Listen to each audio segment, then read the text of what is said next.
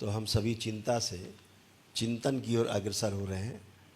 इसमें घबराने की, परेशान होने वाली बात नहीं है, समाधान सामने है। आपका इस प्रकार के प्रश्न करना ये दर्शाता है कि आपका चिंतन शुरू हो गया है। For this questions.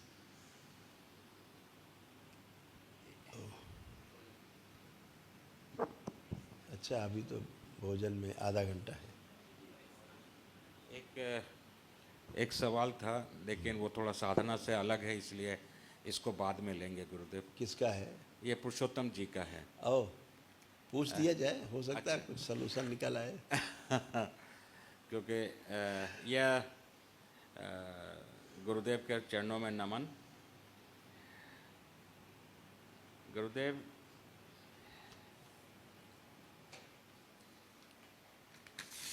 कोई व्यक्ति ऐसा कैसे करे, कैसे चलाए नॉन प्रॉफिट ऑर्गेनाइजेशन या मंदिर या यज्ञ या पूजा पाठ, किस रूप से चलाए जो उसको कर्म के बंधन में न फंसाए? यह उनकी समस्या है गौशाला की। पूरा विश्व में, पूरा विश्व में सबके बारे में बात कर रहे हैं। सबके बारे में। अच्छा प्रश्न है इनका, क्योंकि ये उसमें संलग्न है, उसमें जूझ रहे हैं जी। तो ये भी चिंतन से जुड़ा हुआ ही प्रश्न है। जी चिंतन के आधार पे चिंता कर रहे हैं। जी।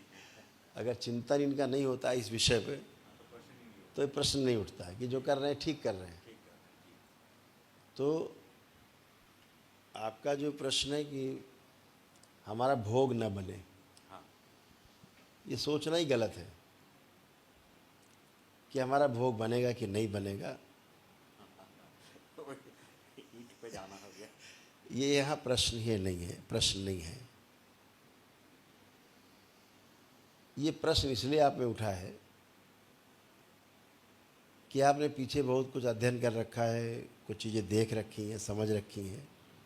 उस आधार पे आपके अंदर एक प्रश्न बनता है, महापुरुषों की कुछ बातें सुनी हैं, उस आधार पे बनता है।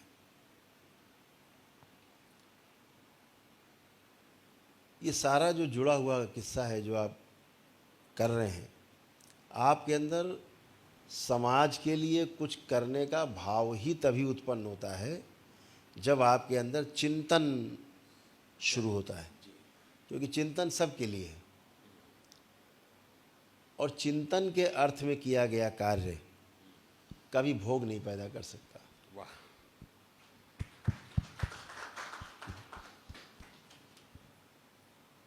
कौन सा भोग? वासना का जो भोग है वो नहीं पैदा कर सकता। क्योंकि जो आप कार्य कर रहे हैं या इस तरह के जो भी लोग कार्य कर रहे हैं, जो भी इसकी नींव रखता है उसके अंदर प्रिय हित लाभ स्वयं के लिए नहीं होता है, वो सबके लिए होता है। जो सबके लिए सोच करके कार्य होता है उसमें आपसे कुछ कम ज़्यादा भी हो जाता है तो उसका कोई भी खराब भोग आपका नहीं बनता है, क्योंकि वो आपने अपने लाभ के लिए नहीं किया है।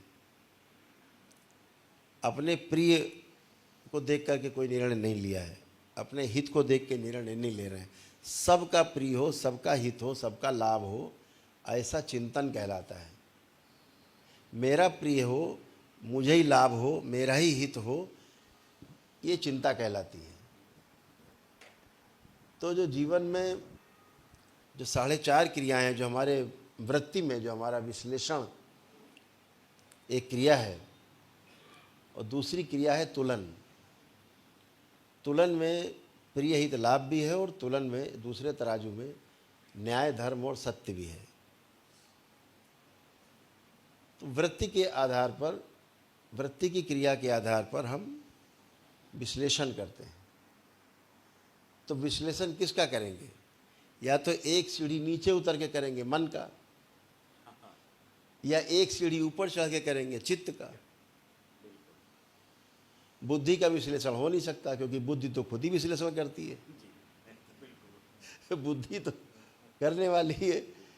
इसलिए वृत्ति बहुत महत्वपूर्ण है कि हम जब संसार का चिंतन करते हैं तो हमें नीचे उतरना पड़ता है मन की तरफ, और जब हम असार की चिंतन करते हैं तो एक सीढ़ी ऊपर जाना पड़ता है चित्त में, जहाँ बीज पड़ी निर्मित होते हैं, बीज पड़े हुए हैं। कोई भी नर्सरी जिसने बीज पर काम नहीं किया है ग्रो नहीं कर सकते। उसकी बाग कभी भी अच्छी नहीं होगी। जी बिल्कुल गुरुदेव। तो चित्त के स्तर पर, जहाँ पर चित्त में जहाँ पर इच्छाएं रहती हैं, जहाँ आपकी स्मृतियाँ रहती हैं, वो स्थान चित्त है, आपका कारण शरीर है। तो अगर आपने कारण पर विचार कर लिया है तो निवारण आपका मिल जाएगा। सही सही आएगा। जी कारण को ठीक से देख लिया है। संसार में समस्या है कहाँ, क्यों और कैसे नहीं समझ में आ रहा है तो समस्या है। जी क्यों हो रहा है, कैसे हो रहा है, क्यों करना है, कैसे करना है, क्लियर हो जाए तो समाधान है। तो जो कर पा रहे हैं लोग पूरे विश्व में इस तरह का कार्य, वो अच्छे भाव से ही कर पा रहे हैं। और इसमें हर तरह का व्यक्ति मिलता है आपको, हर तरह के व्यक्ति का आपको सहयोग चाहिए होता है। आप ये क्लियर नहीं कर सकते कि ये आदमी सहयोग कर रहा है, ये चोरी करके लाया है, ये आदमी सहयोग कर रहा है तो मेहनत करके पैसा लाया है। आप इसको आप क्लियर नहीं कर सकते, और आवश्यकता भी नहीं है। जी इसकी आवश्यकता भी नहीं है कि ये डाकू मान सिंह आपको रुपया दे रहा है कि आपको वो टाटा बिरला दे रहे हैं। आपके पास सिर्फ धन आया है, और आपके पास केवल एक स्किल होनी चाहिए कि हम उसका सदुपयोग कर सकें। धन का सदुपयोग करना ही हमारा सबसे बड़ा समाधान है, और हमारा भोग नहीं बनता। हमको साहूकार पैसा दे, हमें नंबर 1 का आदमी पैसा दे, उसका हम दुरुपयोग करें, हमारा भोग बनता है, खराब भोग बनता है। इससे बचने का उपाय नहीं है। तो हम इस चिंतन के आधार पे कि हम जो कर रहे हैं वो अच्छा हो, जो हमारे साथ जुड़े वो कर का और अच्छा हो, इसको जो लोग आगे बढ़ाएं उससे और अच्छा हो। अच्छे का चिंतन, अच्छा होने का चिंतन बहुत सुंदर है। तो 2 ही क्रियाएं हैं, एक अच्छा करना और दूसरा अच्छा होना। अच्छा करना अच्छा होना जैसा दिखता है, लेकिन ऐसा होता नहीं है। अच्छा करना एक विषय है, अच्छा होना अच्छा होना दूसरा विषय है। अच्छा करना जो है वो क्रिया है, अच्छा होना वो घटना है। तो क्रिया और घटना का जो अंतराल है, यही ध्यान कहलाता है। तो क्रिया हमेशा जो है, आप करने जाएंगे तो क्रिया हमेशा आपके वर्तमान में होगी। बिल्कुल घटना परिणाम हो जाएगा। वर्तमान में होगी। बहुत छोटा सा अंतर है क्रिया और घटना में, जी सोने में और ध्यान में। जी बहुत छोटा सा, माइनर सा, धागे जितना भी अंतर नहीं है। जी इधर गिरे तो निद्रा, उधर गिरे तो ध्यान। जी जी मेरे दृष्टि में निद्रा भी एक बहुत बड़ा ध्यान है। जी निद्रा भी ध्यान से कम नहीं है। जी अगर किसी व्यक्ति को ठीक से निद्रा आ जाती है, ध्यानस्थ है वो ध्यान ही है। उतना समय व्यक्ति होता कहाँ है? वो। कहीं नहीं। कहीं नहीं। जी तो ध्यान में भी कहीं नहीं होता है। जी तो घटना निद्रा भी है, जी घटना ध्यान भी है।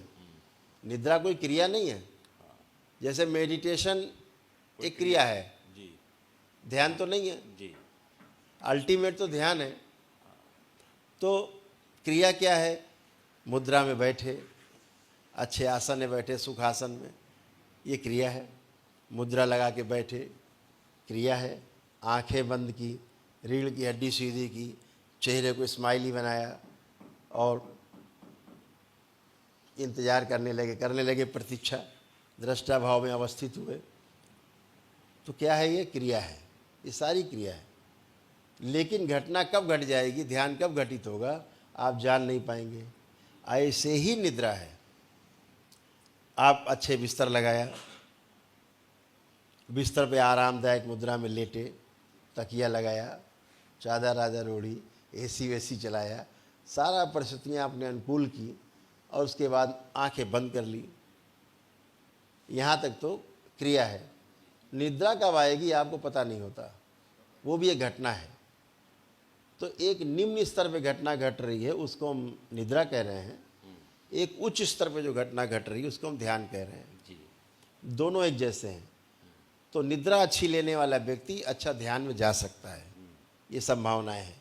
जी जिसकी निद्रा ही नहीं है, गायब है, ध्यान सो ही नहीं पा रहा है, हवा में उड़ रहा है दिन भर, तो वो उसका ध्यान भी अच्छा नहीं होगा। इसलिए अच्छी ध्यान के लिए अच्छी निद्रा अच्छी निद्रा भी जरूरत है। जी तो कोई भी आप क्रिया कर रहे हैं, कुछ भी आप कर रहे हैं, आप जब इस भाव से कर रहे हैं कि मैं जो कर रहा हूँ वो सबके लिए सदुपयोग हो, सबका उसमें अच्छा हो, सबका उपकार हो, तो उसमें कहाँ से पैसा आता है, कौन कैसे दे जाता है, कौन कहाँ से लाया, कौन कैसे कर रहा है, चोर आपका सहयोग कर रहा है कि साहूकार कर रहा है, इससे इसका कोई मैटर नहीं। आपका परिणाम अच्छा आना चाहिए, सदुपयोग के आधार पे परिणाम आना चाहिए। आप सदुपयोग कर पाते हैं, बस यही उसका अल्टीमेट है। तो जब सदुपयोग करते हैं तो कोई भोग नहीं बनता किसी प्रकार का। और इसको अगर और थोड़ा रिफाइन कर लें, थोड़ा और ज़्यादा कर लें, आप ताला लगा दें तिजोरी में। कौन सी तिजोरी? भोग की तिजोरी, ना अच्छे का ना बुरे का। मैं करता हूँ, मैं अक्रियाशील का पार्ट हूँ, मैं करता ही नहीं, बस माध्यम हूँ। तो ना तो अच्छे का पुण्य, ना बुरे का खराब भोग, पाप, दोनों ही नहीं आएगा। और यही चाहिए। अगर पार होना है 84 लाख योनियों के जन्म मरण के बंधन से, तो अच्छा करने से और अच्छा होने से, दोनों से, तमोगुण से, रजोगुण से और सतोगुण से, तीनों से पार जाना होगा, जी तभी मुक्ति है। अगर अच्छा पकड़ लिया आपने तो फिर से दोबारा भोगने के लिए आप तैयार रहिए, अच्छा भोग फिर से मनुष्य योनि में। इसीलिए महापुरुषों का एक कहना है कि हम तीनों से पार जाएं, और तीनों से पार जाने का एक ही विधि है, शिवत्व, साक्षी भाव, दृष्टा भाव, यही रास्ता है। हरिहर।